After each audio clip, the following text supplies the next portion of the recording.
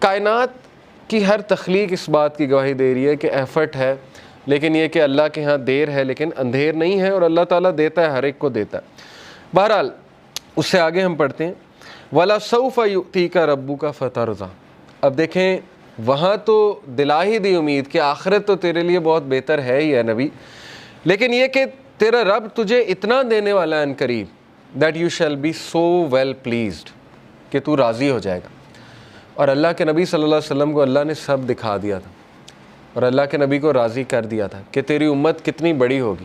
آپ کو پتہ ہے کہ اللہ کے نبی صلی اللہ علیہ وسلم ظاہر ہے غمگین ہوتے تھے، جیسے قرآن میں آتا ہے کہ فَلَعَلَّكَ بَاخِعٌ نَفْسَكَ عَلَىٰ آثَارِهِمْ إِن لَّمْ يُؤْمِنُوا بِهَٰذَا الْحَدِيثِ أَسَفًا۔ اے نبی آپ تو اپنے آپ کو ہلاک کر لیں گے اس غم میں کہ یہ لوگ ایمان نہیں لا رہے، لیکن یہاں پہ اللہ نے کہا وَلَسَوْفَ يُؤْتِيكَ رَبُّكَ فَتَرْضَىٰ، اللہ تجھے اتنا دے گا کہ تو راضی ہو جائے گا۔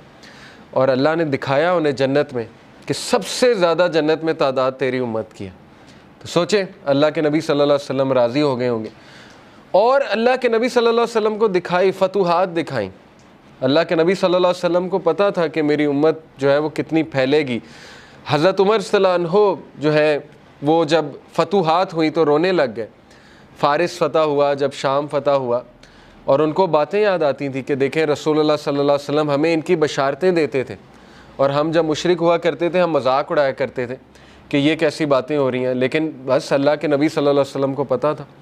تو اس لیے یہ اللہ ہمیں بھی کہہ رہا ہے، یہ ہر انسان کے لیے میسیج ہے کہ تم فکر نہ کرو، اللہ تمہیں راضی کر دے گا کسی نہ کسی طریقے سے۔ دیکھیں اللہ سے ہوپ لگائیں گے نا تو ایمٹی ہینڈ نہیں آئیں گے، یہ میں آپ کو بتا دوں۔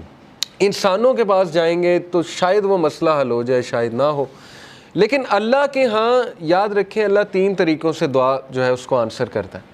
یا اللہ اسی وقت دے دیتا ہے امیجیٹلی، یا اللہ جو ہے اس کو تھوڑا سا ڈیلے کرتا ہے، کیونکہ ظاہر ہے اللہ تعالیٰ اس بندے کو مزید نکھارنا چاہتا ہے، اللہ چاہتا ہے یہ میرے پاس آتا رہے، مجھ سے مانگتا رہے، یا اللہ اس کو اس کا رد بدل ایسا دے دیتا ہے کہ اس کو سکون آ جاتا ہے۔ تو نو تو ہے ہی نہیں نا، ہوپ لیسنس تو ہے ہی نہیں اللہ کے ہاں، اس لیے یہ شیطان ہوپ لیس کرتا ہے بندے کو آ کے کہ جی تجھے تو یہ ملا ہی نہیں، پتہ نہیں اس کے بدلے اللہ نے کیا دینا ہے، پتہ نہیں اس کے پیچھے اللہ کی کیا حکمت ہے وغیرہ وغیرہ، یہ تو انسان نہیں سمجھ سکتا۔ اس لیے ٹرسٹ اللہ، یہ کیوں اللہ تعالیٰ یہ باتیں ہمیں بتا رہا ہے کہ اس کے وزڈم پہ ٹرسٹ کرو، اس پہ کبھی شک نہ کرو، کبھی اس کے بارے میں نیگیٹو نہ ہو۔ اور انبیاء کے بارے میں بھی ہمیں یہی پتہ لگتا ہے، کبھی نیگیٹو نہیں اللہ کے بارے میں۔ اور پھر اللہ سبحانہ و تعالیٰ اللہ کے نبی کو دیکھیں کاؤنسل کرتے ہیں، الم یجد کا یتیمن فآویٰ، دیکھیں اللہ کے لیے کافی تھا۔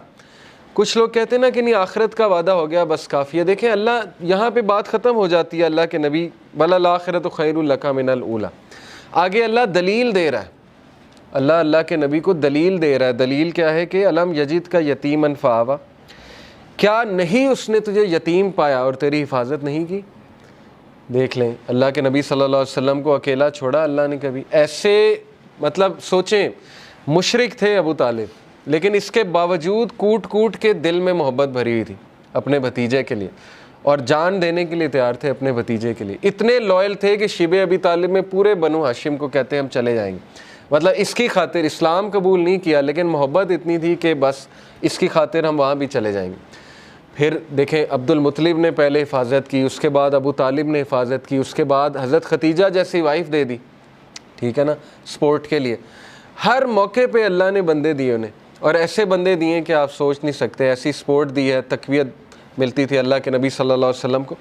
وَوَجَدَكَ ضَالًّا فَهَدَىٰ and he found you unaware and he guided you، اور اللہ کے نبی صلی اللہ علیہ وسلم کہا جا رہا ہے کہ تمہارے سینے پر ایک بوجھ تھا۔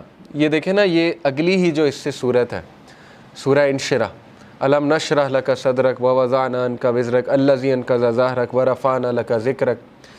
اللہ کے نبی کو یہ کہا جا رہا ہے نا، اے اللہ کے نبی کیا ہم نے تمہارا سینہ جو ہے وہ کھول نہیں دیا، اور تمہارے اوپر جو بوجھ تھا ہم نے وہ ہٹا نہیں دیا؟ وہ بوجھ کیا تھا؟